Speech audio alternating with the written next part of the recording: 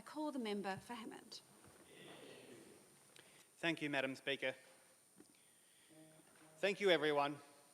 Before I begin, I'd like to take a moment to acknowledge all our brave servicemen and women of the Australian Defence Force, past and present, for their sacrifice, who endeavour to keep us safe and who defend our democracy and our great homeland, this great nation, Australia. It is an absolute honour and privilege to stand before you as the newly elected member of Hammond and to represent my constituents here in the South Australian Parliament.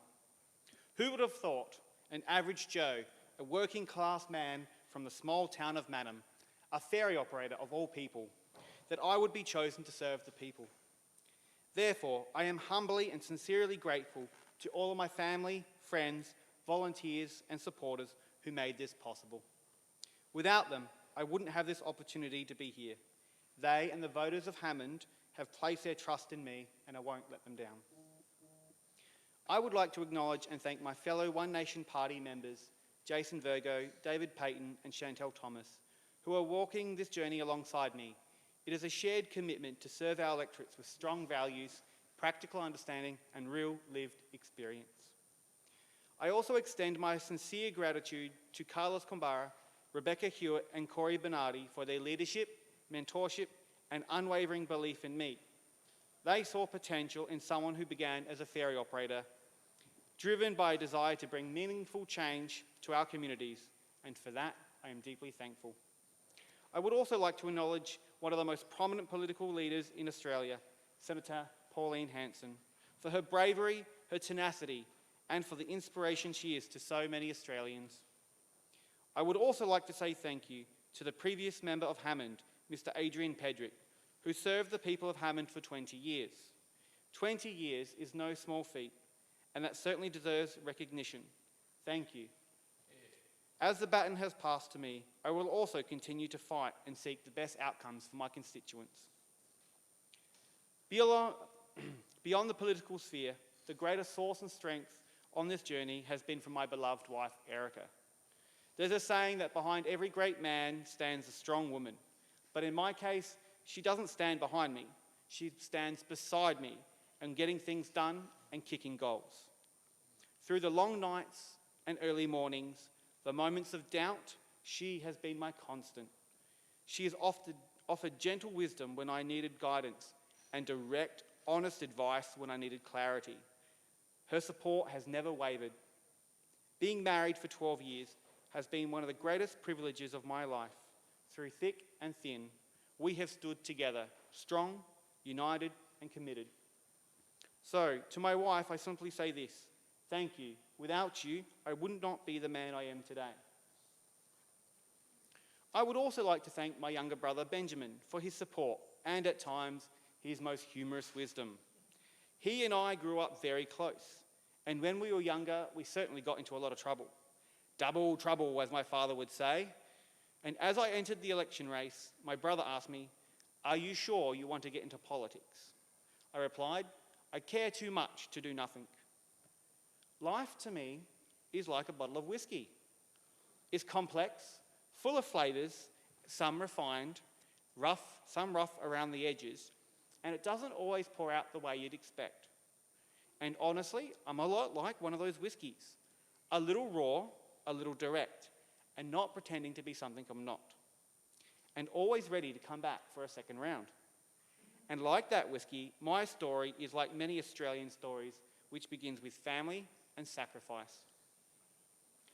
The Roylance family came from England just after the Second World War.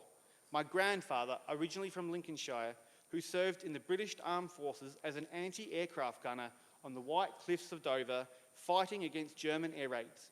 He did what many were called to do: defend their communities. My grandfather, Albert Roylance, went deaf as a result, but it never took the fight out of him. He subsequently travelled to Australia and enlisted in the Australian Home Guard, determined to continue the fight despite his hearing loss. His story was etched into my mind. After the war, my family settled in the small riverside town of Mannum, a place that is still so near and dear to my heart. I have always been the hands-on kid, the one who wanted to build things, fix things, and learn by doing. So straight out of school, I took up an apprenticeship in a wood machining factory in Littlehampton. I completed my apprenticeship there and stayed on for several more years, proud of the craft I was learning. But like many young people, I eventually felt the pull for something more, a little bit of adventure, a chance to test myself. For me, that first step was joining the Royal Australian Artillery as an Army Reservist within 48 Field Battery at Keswick. Serving in the Army Reserves instilled in me the same values I first witnessed in my grandfather: courage, sacrifice and resilience. Army service taught me loyalty to my fellow man and the importance of contributing to something bigger than myself. It shaped my character in ways I still carry with me today. I've never shied away from hard work or getting my hands dirty, so long as it's done with a purpose and a smile. When my military service came to an end, a very different opportunity presented itself: the chance to live and work in China as a teacher. It wasn't an experience for the faint of heart or the ill-prepared, but it was one I couldn't pass up. Immersing myself in a completely different culture, language, and way of life pushed me far outside my comfort zone. It challenged me, humbled me, and taught me more about who I am than I ever knew. Those experiences taught me sometimes you have to be bold, take risks, and step beyond the ordinary. Later, that same spirit led my brother and I to start up our own distillery, crafting spirits from the ground up. Another adventure built on passion, persistence, and a willingness to have a go. From the very beginning, Australia was built on these traits: sacrifice, courage, and resilience, and determination, of course, all grounded in a strong faith in God. But there was one particular experience that would shape me far deeply. Strange as it may seem, it was in China where my Christian faith first sparked and grew. They say God delivers a mustard seed in people's lives, allowing it to grow and see what fruit may come about. And certainly, one cold winter's day, while teaching English to my grade 2 students, that faith had sparked. A student of mine came up to me and said, "Teacher Robert, do you know Mr. Jesus?" And not being a practicing Christian at the time, I replied sarcastically and said, "Of course we do. We meet up once a week for coffee." My student, not registering the humour, went home and told her parents that Teacher Robert was also a Christian. Unbeknownst to me, her family were part of the underground church in China. As some may be aware, there are many places in this world where your faith can endanger yourself and your family. From there, my faith slowly grew and eventually came back home into the Catholic faith. From then, I saw how lucky we are in Australia, where we often take for granted to practice our faith in safety and to engage in our democratic process. I've always enjoyed learning new things, even when they come with challenges. And stepping into Parliament for the first time is no different. It will bring its own tests, but also its own rewards, especially for the community I am here to serve. I've always seen myself as a working class bloke, and for most of my life, I was perfectly content with that. In my most recent role as a ferry operator, I spent years talking with people from every walk of life as we crossed the river. Over time, those conversations started to sound more and more alike. People were struggling with the bills, struggling with the rising cost of living, with pressure and balancing work and family, and with the feeling that no one was really listening. We'd have discussions, debates, and even sign petitions, but it often felt like our voices were getting lost in the noise of social media and the pace of everyday life. Eventually, I realised the cavalry is not coming. And if I wanted things to change, I couldn't just talk about it. I had to step up. I had to put my money where my mouth is and run as a candidate in the state election. My objective is simple: to be a voice for everyday people, the underdog, the working class, the tradies, the mums and dads juggling a dozen things before sunrise, and those who too often feel unseen, unheard, and who are keeping this state moving but not getting ahead. When I speak about why I'm standing here today, I must begin with my electorate of Hammond, because this electorate isn't just a place on a map, it's home. And when I say home, I deeply mean it. I even have a photograph of my grandfather placing sandbags at the Pretoria Hotel in Mannum during the devastating floods of 1956. That image is more than just history. It represents resilience, community, and a willingness to stand firm when it matters most. Those are the very qualities that shape who I am. Unfortunately, my connection to floods is not just historical, it's deeply personal. In 2018, while living in China, I witnessed firsthand the catastrophic flooding that struck Zhengzhou in Henan province. In just a matter of days, more rain fell in that region than would normally see in an entire year. Dams and levees gave way under pressure, unleashing even greater destruction. I remember watching the water rise with terrifying speed, knowing instinctively that this situation was going to turn very bad very quickly. That fear became reality when I saw my car float down the street along with the others, completely at the mercy of the floodwaters. In that moment, I realised I had to rely on the values that had been instilled in me. I was determined to reach my wife and son, so I waded through waist-high water for several kilometres. The conditions were confronting and at times deeply distressing. There were things in that water no person ever hopes to see. I kept my focus forward, but one thought pressed heavily on my mind. I might not make it out of this. Yet, with a prayer on my lips and faith guiding me forward, I endured, I survived.